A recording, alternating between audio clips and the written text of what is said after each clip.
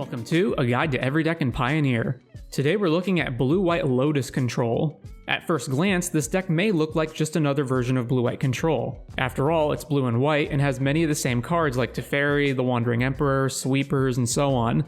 However, this is a ramp control deck rather than a pure control deck. It's not just a variant of blue-white control, the same way as how Mono Blue Tron isn't just a color-swapped version of Green Tron. So what sets it apart? Well, the deck is built around Lotus Field and synergies between it and other cards to accelerate greatly on mana in the late game.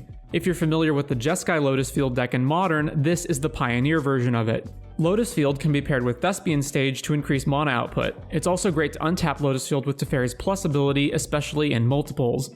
There are also two other cards exclusive to this deck due to their high synergy with Lotus Field. First, let's talk about Strict Proctor. Strict Proctor is a 2-mana white creature that counters ETB triggers unless their controller pays 2 mana. This means you can play Strict Proctor on turn 2 and then, on turn 3, play Lotus Field and simply choose not to pay the 2 mana tax, negating Field's land sack cost and thereby going up to 5 mana on turn 3. Strict Proctor also incidentally shuts down various opposing triggers from opponents' cards if they don't have the 2 mana to pay for them, including things like Cavalier of Thorns, Atraxa, Essica's Chariot, Knight Errant of Eos, and Cauldron Familiar. On the other hand, Strict Proctor can be detrimental if it benefits the opponent, such as with Kroxa or opposing Lotus Field decks, so be careful when playing it. The second high synergy card besides Proctor is Discontinuity.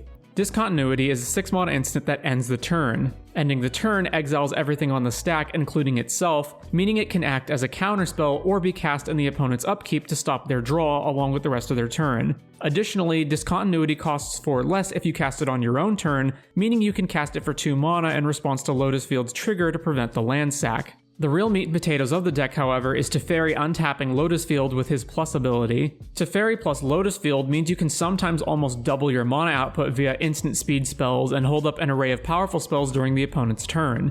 Even if you only have one Lotus Field in play, Teferi's untap represents an additional 4 mana at instant speed, which is relevant for a number of cards including the Wandering Emperor, Memory Deluge, paying the activated abilities of Castles Vantress and Ardenvale, and channeling Otawara or Agonjo.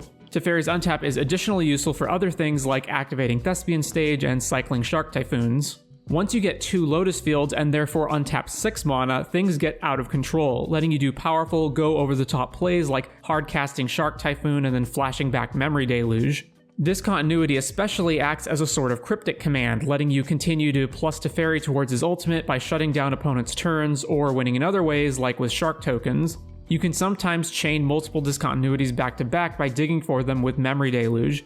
Basically, anything that functions at instant speed or can scale up as a mana sink is more useful than normal. The deck is not without its downsides though. Although it's extremely powerful in the late game, it shares the same problems with traditional blue-white control and other ramp decks in that it's weak early. Sometimes you don't have Strict Proctor or Discontinuity and just have to play Lotus Field and sack the lands normally, which isn't terrible, but it isn't what you want to do.